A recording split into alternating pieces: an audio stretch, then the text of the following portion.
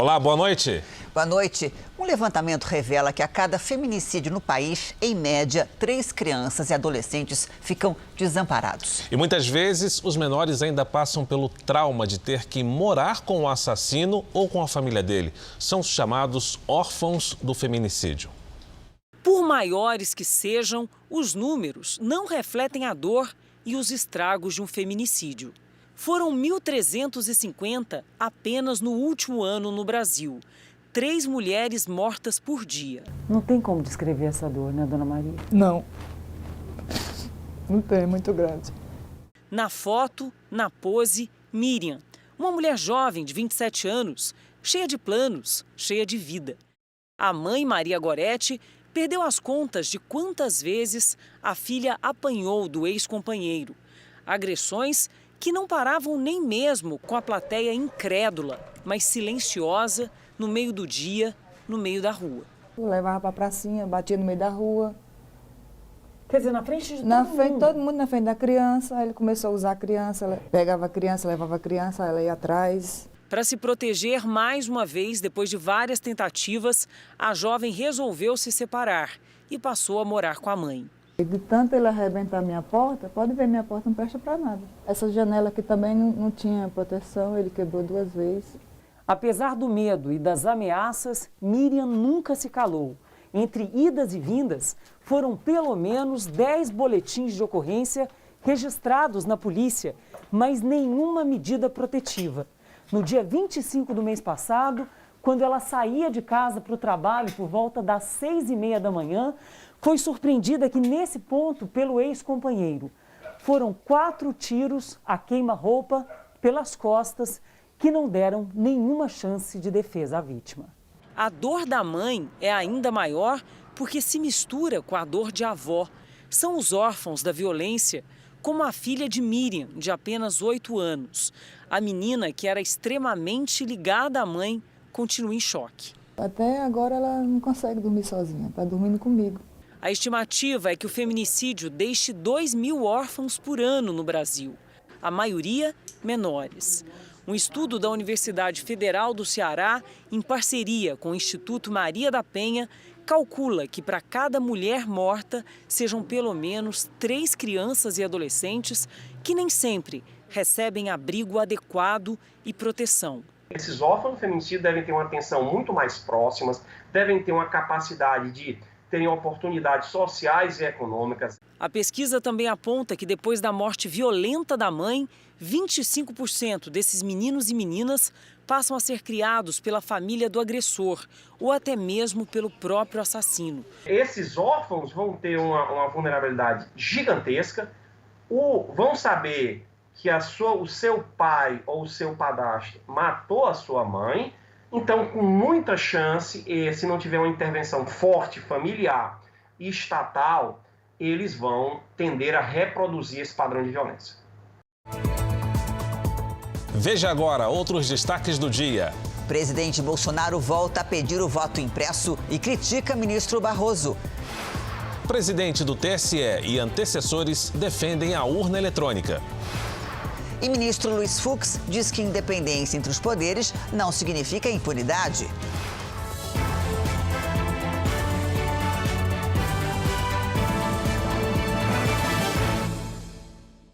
Oferecimento Bradesco. Um pai presente transforma o futuro.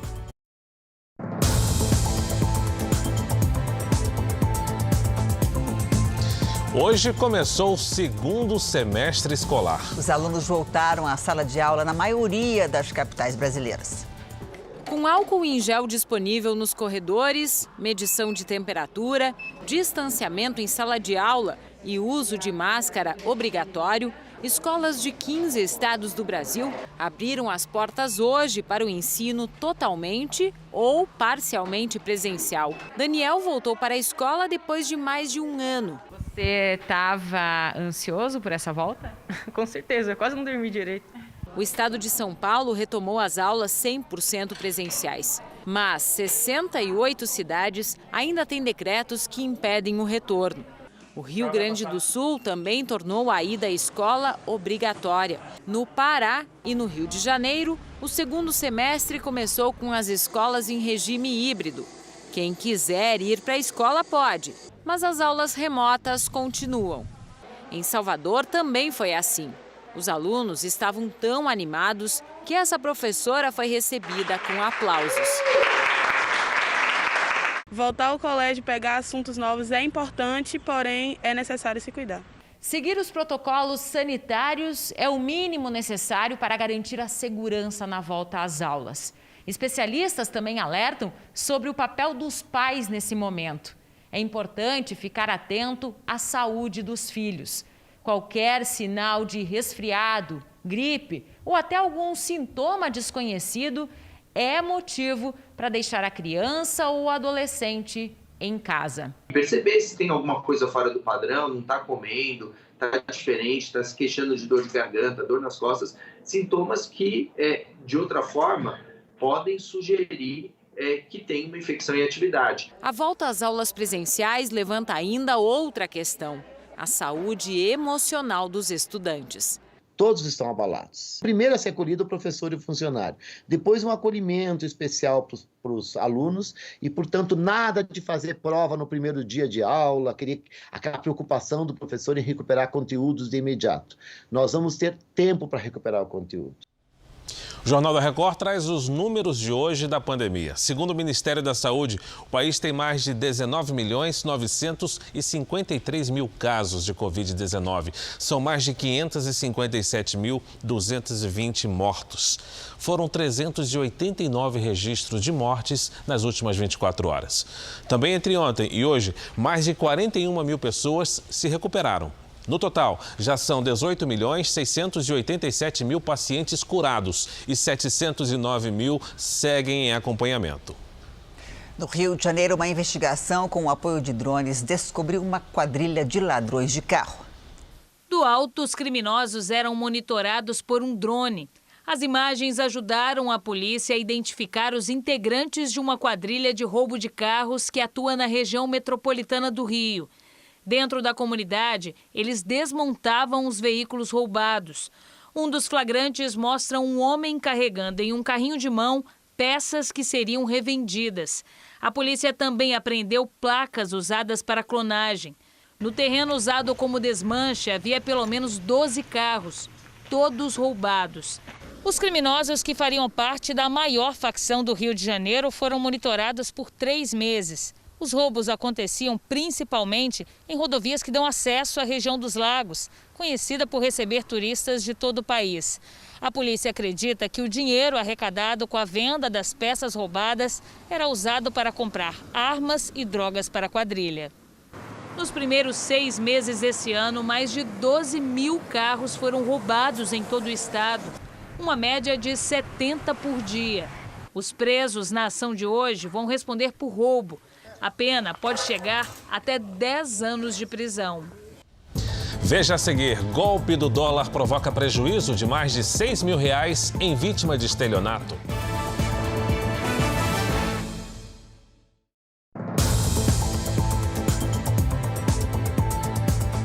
Comprar e vender moeda estrangeira no mercado paralelo é ilegal.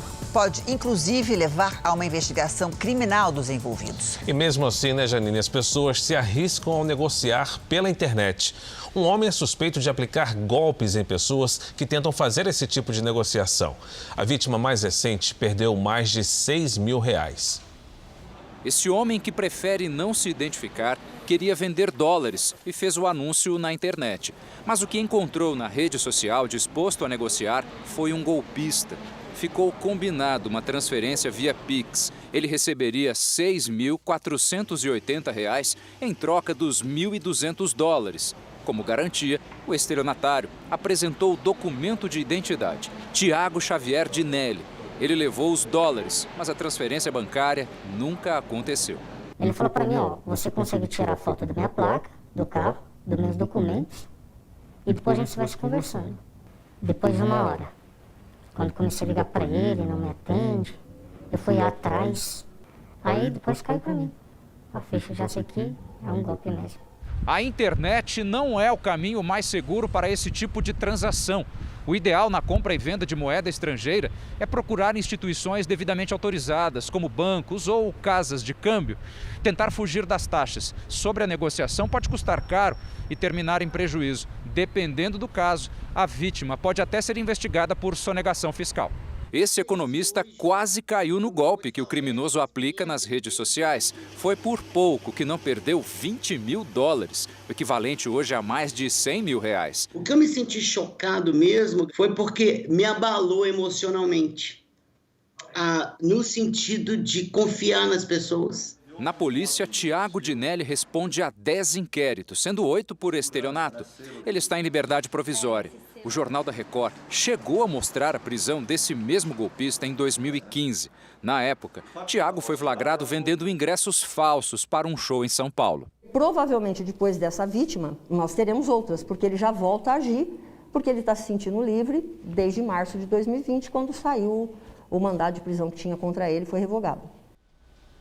Um garimpo clandestino foi descoberto no Rio de Janeiro depois de uma denúncia anônima. Mas no terreno, num bairro movimentado da cidade, dezenas de pessoas não estavam atrás de ouro, não.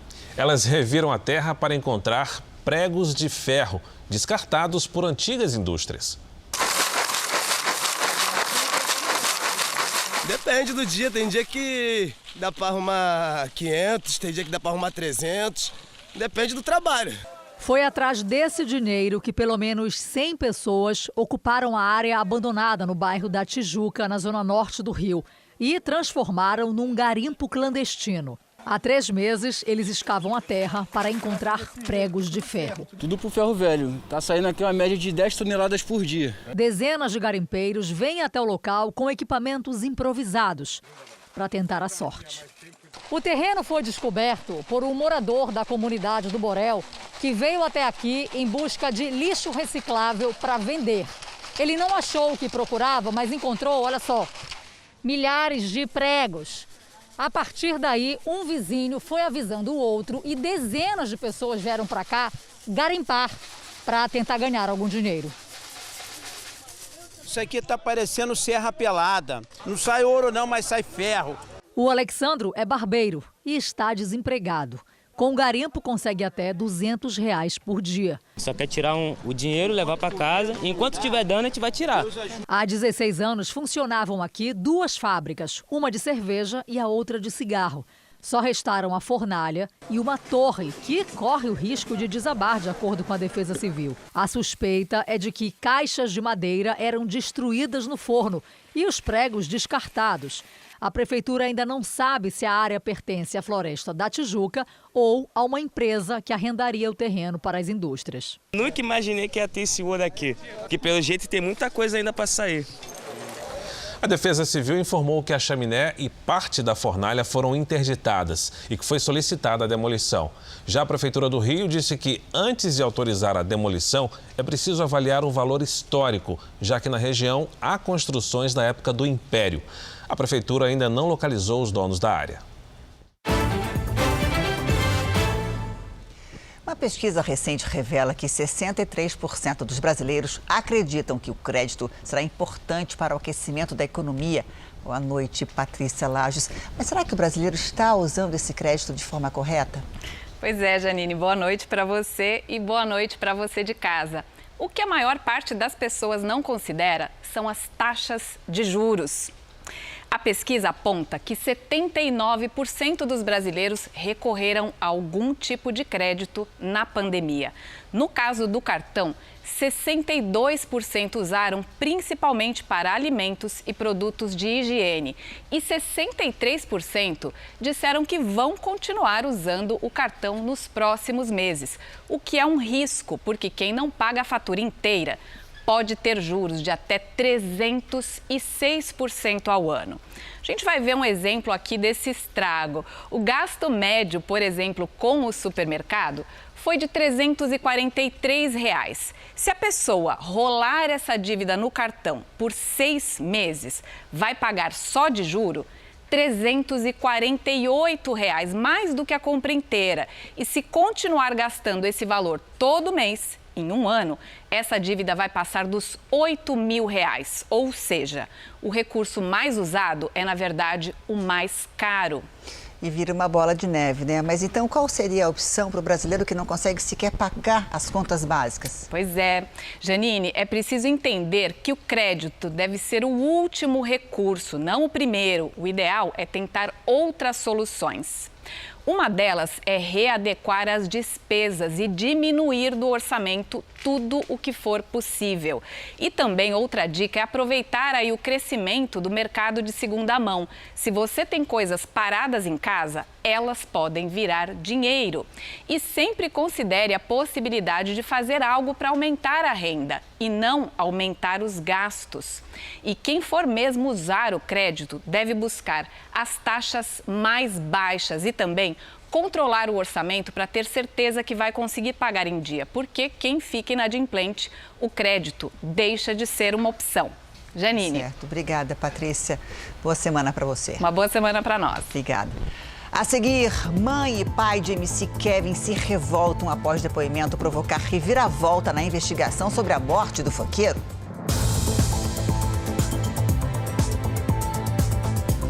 O Judiciário voltou hoje ao trabalho depois do recesso e o presidente do Supremo, Luiz Fux, defendeu a democracia e também as instituições. Apesar das tensões entre os poderes, ele não citou diretamente o presidente Bolsonaro. Na abertura do segundo semestre, Fux disse que o povo brasileiro jamais aceitaria rupturas institucionais. Após 30 anos de consolidação democrática, o povo brasileiro jamais aceitaria que qualquer crise, por mais severa, fosse solucionada mediante mecanismos fora dos limites da Constituição. Ambientes democráticos garantem aos cidadãos liberdade para pensar, inovar, empreender e se expressar. A história nos ensina.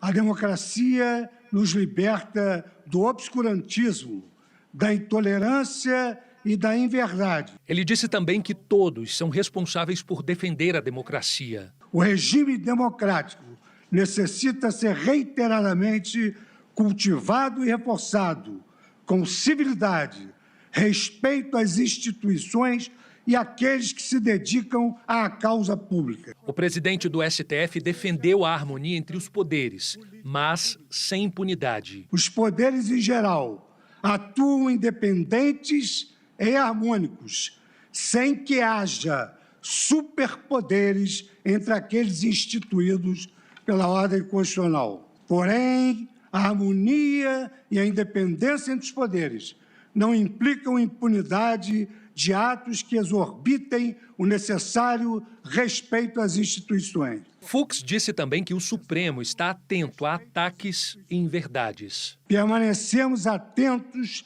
aos ataques de inverdades à honra dos cidadãos que se dedicam à causa pública. Também hoje, o Tribunal Superior Eleitoral divulgou um documento assinado por todos os ex-presidentes do TSE desde a Constituição de 1988, além do atual presidente, ministro Luiz Roberto Barroso, e dos seus 2 próximos sucessores. Todos reforçam que o processo eletrônico de votação brasileiro é seguro. Diz o documento: as urnas eletrônicas são auditáveis em todas as etapas do processo, antes, durante e depois das eleições. Todos os passos da elaboração do programa à divulgação dos resultados podem ser acompanhados pelos partidos políticos, Procuradoria-Geral da República, Ordem dos Advogados do Brasil, Polícia Federal, universidades e outros que são especialmente convidados. Em conversa com apoiadores no Palácio da Alvorada, o presidente Jair Bolsonaro voltou a defender o voto impresso. Ele ainda criticou o presidente do Tribunal Superior Eleitoral, Luiz Roberto Barroso, pela posição contrária ao voto auditável. Não é voto impresso pelo voto impresso. É uma forma de se ter a certeza de que não vai haver manipulação. Ou só o Barroso está certo. Depois de 15 dias sem depoimentos, a CPI da pandemia volta ao trabalho esta semana. O foco são pessoas que se apresentavam ao Ministério da Saúde como intermediárias de grandes fabricantes de vacinas. Esta terça-feira, a CPI ouve o reverendo Hamilton Gomes de Paula, que teria tentado intermediar a aquisição de vacinas pelo governo brasileiro através da empresa Davat Medical Supply. Ao longo da semana, acontecerão outros depoimentos de pessoas que teriam participado de negociações de insumos e imunizantes com o Ministério da Saúde. A CPI retorna com mais de 100 requerimentos para votar. Entre eles, o que pede o afastamento de Mayra Pinheiro do Ministério da Saúde, a convocação do ministro da Defesa, Braga Neto, e a reconvocação do então secretário executivo do Ministério da Saúde, Elcio Franco. A CPI também vai votar requerimentos que tratam da quebra de sigilo de empresas que se diziam representantes de laboratórios. Uma delas é a empresa Belker, investigada pela Polícia Civil do Distrito Federal na Operação Falso Negativo, por suspeita de superfaturamento na compra de testes rápidos para a Covid-19. Ao Ministério da Saúde, a Belker se apresentou como intermediária do laboratório chinês CanSino. Um encontro com o ministro Marcelo Queiroga teria acontecido em 15 de abril, no Ministério da Saúde. Ele aparece na agenda de Queiroga como uma reunião com o deputado Ricardo Barros, líder do governo. Mas, segundo a CPI, essa foto mostra que Queiroga e Barros se reuniram também com o diretor-presidente da Belker, Emanuel Cattori. Na carta de apresentação ao Ministério da Saúde, a Belker pressiona o Ministério para que dê início às tratativas e pede urgência na resposta do governo brasileiro, porque é necessário assegurar a reserva de estoque junto a CanSino. O Ministério chega a assinar uma carta de intenções de compra de 60 milhões de doses a $17 cada vacina. A entrega seria a partir de julho. Por causa das denúncias contra a Belker, a CanSino rompeu o contrato com a farmacêutica, que não pode mais representar a empresa chinesa no Brasil. Entramos em contato com a empresa Belker, mas ainda não tivemos resposta. O Ministério da Saúde foi procurado pela nossa produção, mas também não retornou. Nos Estados Unidos, o Centro de Controle e Prevenção de Doenças afirmou que 70% da população já recebeu a primeira dose da vacina contra o coronavírus. Mesmo com o avanço, grandes cidades como Los Angeles retomaram o uso obrigatório de máscaras em ambientes fechados. Já em Nova York, o prefeito Bill de Blasio disse que a medida não precisa ser adotada por quem já estiver vacinado. Na Turquia, pelo menos 8 pessoas morreram em incêndios florestais. Segundo o governo, 119 focos de incêndios foram registrados em 32 províncias. As chamas atingem regiões turísticas no sul do país e chegam bem perto de casas e hotéis. Novas declarações podem mudar o rumo da investigação sobre a morte de MC Kevin há mais de 2 meses. Uma testemunha diz ter visto uma discussão entre o cantor e um amigo dele no quarto, minutos antes da queda. Informação que também foi confirmada pela acompanhante que estava com o funkeiro. Os relatos são de Bianca Domingues, que estava no quarto quando o MC Kevin caiu da varanda do 5º andar deste hotel no Rio de Janeiro.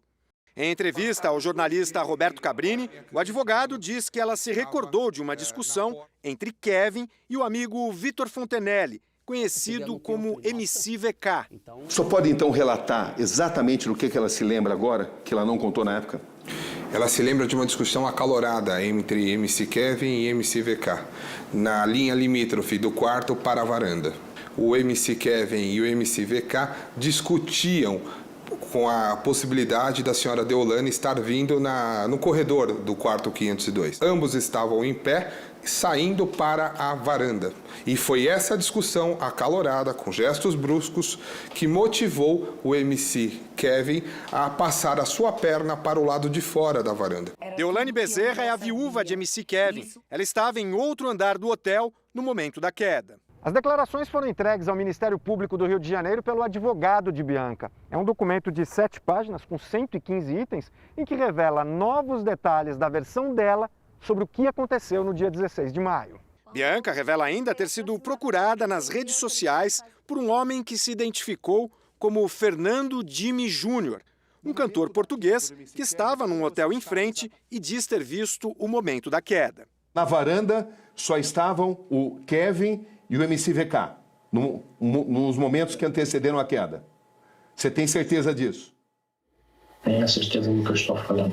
Tá. E o que aconteceu nos segundos que antecederam essa queda? Deu a entender que o MCVK estava a incentivar o Kevin, que era para se pendurar naquele local, que o Kevin largou a mão direita e ficou somente apoiado com a mão esquerda.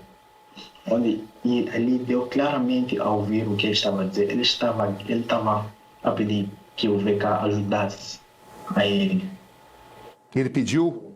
Você entendeu que ele estava pedindo ajuda? Sim, eu entendi, porque ele gritou mesmo, que deu para ouvir exatamente onde eu estava. Gritou o quê?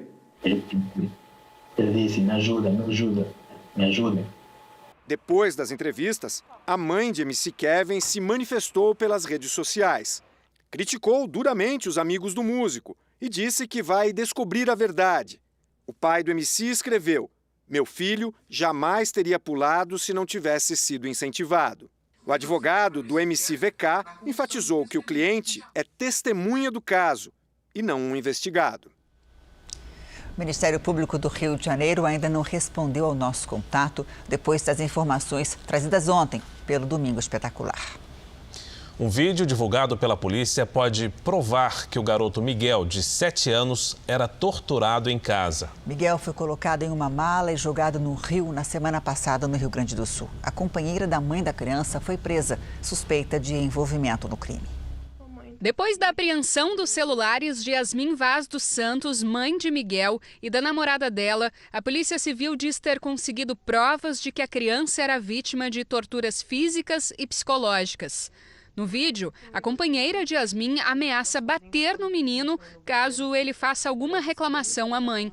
As provas levaram ao pedido de prisão da mulher, que prestou um novo depoimento. Ela assistia tudo, ela disse que não participou dessas agressões, mas o vídeo acho que não deixa dúvida, né? No celular, segundo a polícia, também foram encontradas mensagens comprometedoras. Em uma delas, a companheira de Yasmin diz que não aguenta mais o Miguel e que ele teria estragado o namoro. Numa outra conversa entre as duas, a mãe de Miguel mostra a foto de uma corrente que ela estava pensando em comprar para prender o menino. A polícia agora investiga a participação de mais pessoas na tortura. Um diálogo entre a mãe e a companheira revela que Miguel se soltou e um homem ajudou a amarrá-lo novamente. As equipes dos bombeiros já buscam o corpo do menino Miguel há 4 dias no litoral norte gaúcho.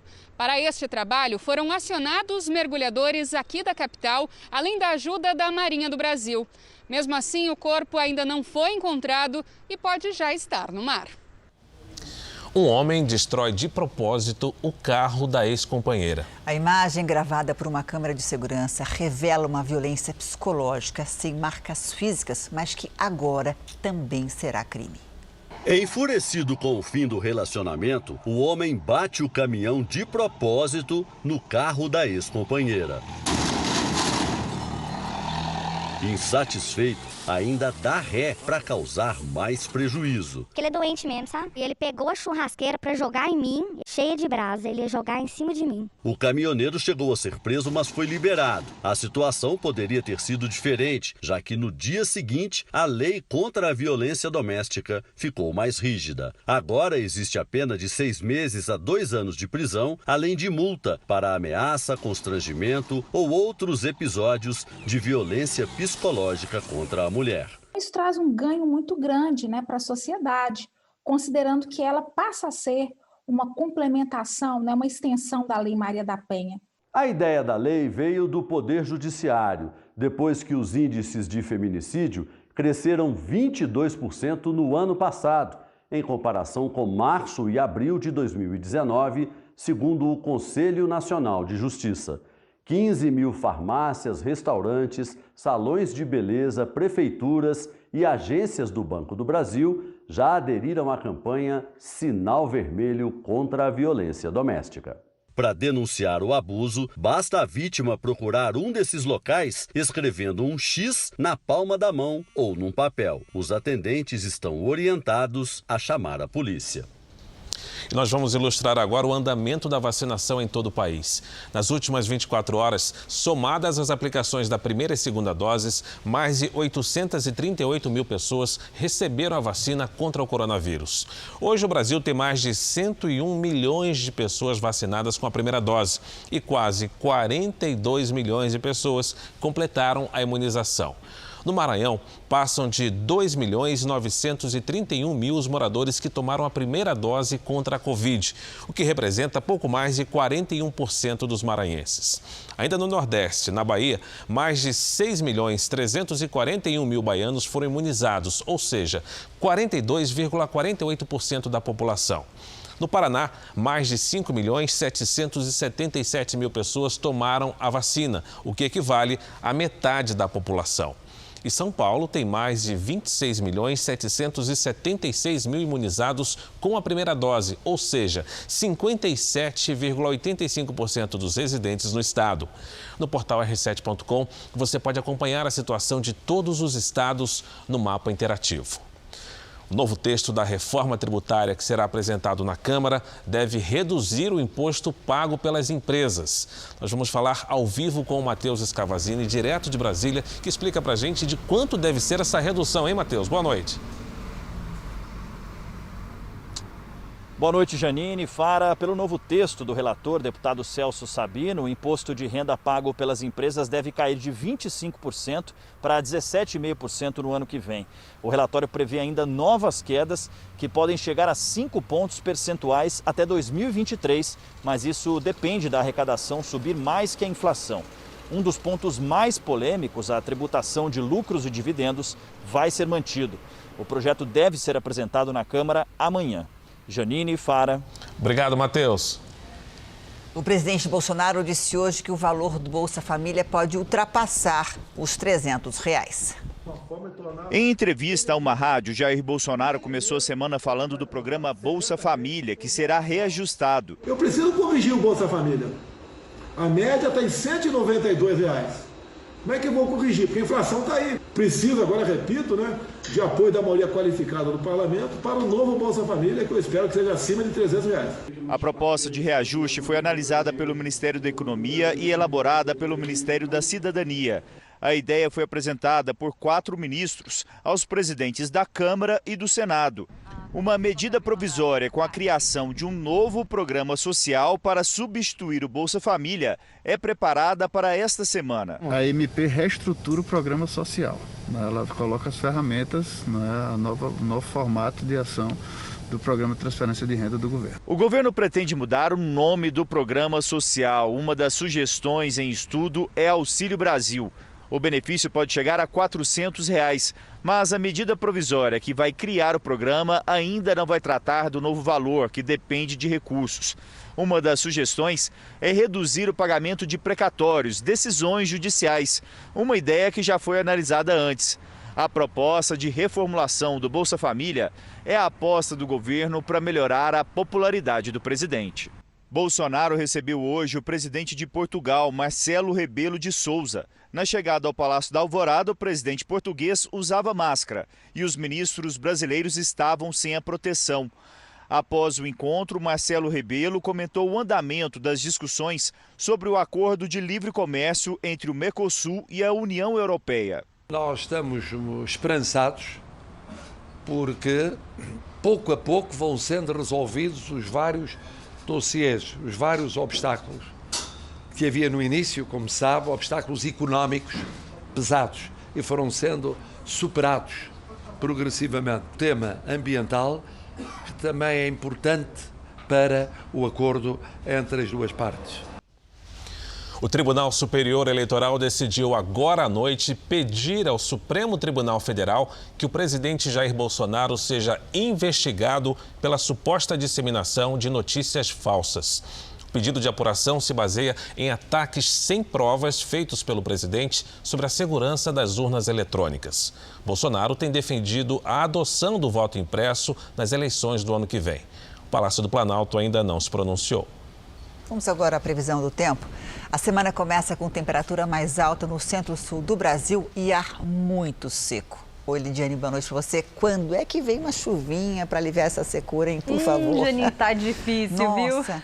Boa noite para você, para o Fara, para você aí do outro lado. Olha, há uma pequena possibilidade de chuva apenas na segunda quinzena do mês, antes da segunda frente fria. Teremos 3 ondas de frio pela frente, todas com duração de 6 dias. A primeira chega por volta do dia 10. A segunda deve ser a mais intensa, inclusive com chance de temperaturas negativas em todas as capitais do Sul, São Paulo, Rio de Janeiro, Mato Grosso do Sul, Pará, Amapá e Maranhão. Todos esses aqui destacados em azul.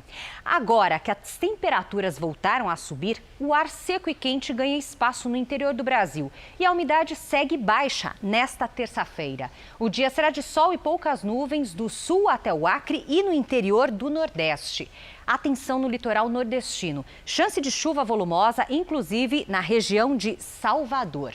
Em Florianópolis faz até 20 graus. No Rio de Janeiro, 22. 32 é a máxima prevista para Goiânia e também Manaus. Em São Paulo, os ventos mudam de direção e a temperatura cai de novo. Dia bem encoberto, com mínima de 11, máxima de 16 graus e chance de garoa. Tempo Delivery, a previsão sob encomenda para você. E o primeiro pedido vem do Bruno Soares, da cidade de Ipatinga, em Minas Gerais. Lid. Opa, vamos para lá, Fara. Bruno, seguinte, aí em Ipatinga, sol com muitas nuvens nos próximos dias, sem previsão de chuva. Nesta terça-tarde, máxima de 28.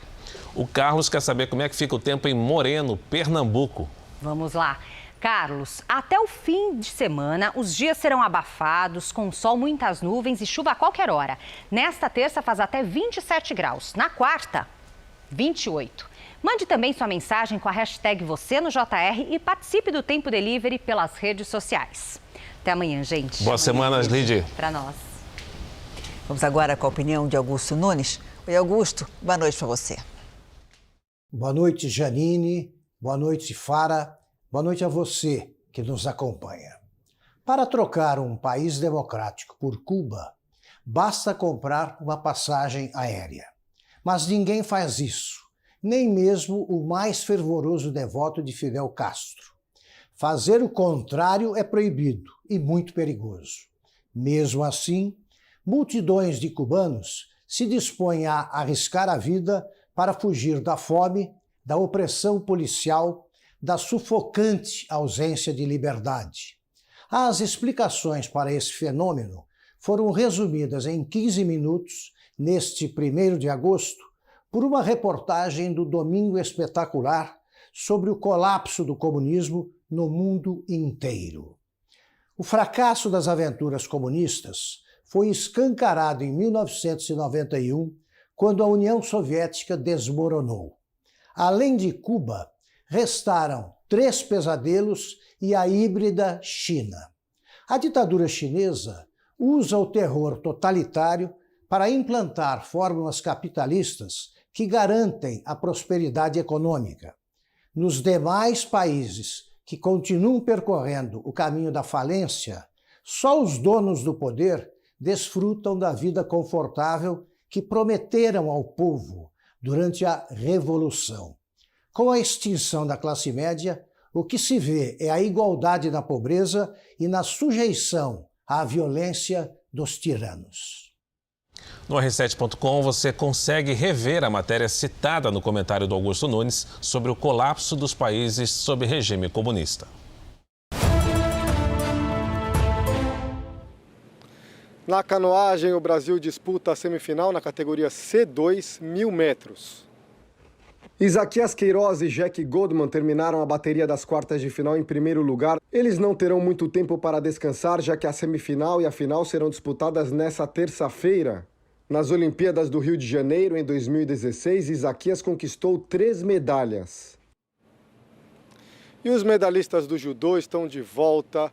A Mayra Guiar e o Daniel Carguinin desembarcaram bem cedo em São Paulo e a Mayra, que é dona de 3 medalhas de bronze em 3 Olimpíadas, diz que quer mais e já pensa em Paris 2024.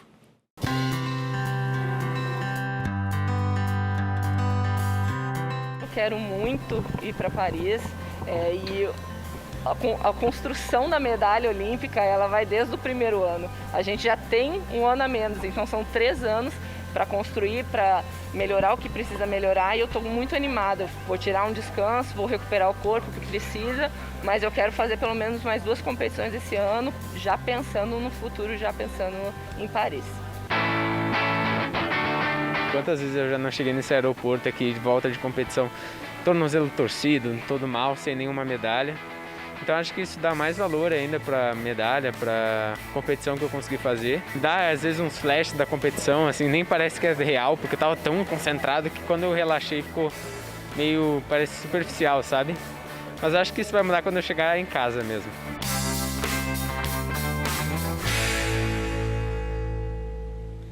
É isso aí, essa terça-feira com expectativa de medalhas para o Brasil aqui em Tóquio. Eu volto amanhã com mais informações. Janine Fara, arigatou gozaimasu. Legal, tá? Uma chuvinha para refrescar os 27 graus que faz agora em Tóquio. Bom trabalho para você. Obrigado, Tal. Vamos ver então como é que está o quadro de medalhas. A China segue na liderança com 29 medalhas de ouro, 17 de prata e 16 de bronze. Os Estados Unidos têm 22 de ouro, 25 de prata e 17 de bronze. O Japão está em terceiro lugar com 17 medalhas de ouro, 6 de prata e 10 de bronze. O Brasil está em 18º lugar com 10 medalhas, 2 de ouro, 3 de prata e 5 de bronze. O Jornal da Record termina aqui. A edição de hoje na íntegra e também a nossa versão em podcast estão no Play Plus e em todas as nossas plataformas digitais. À 00:30 tem mais Jornal da Record. Fica agora com a novela Gênesis. Boa noite para você e a gente se vê amanhã. Excelente noite, excelente semana e até amanhã.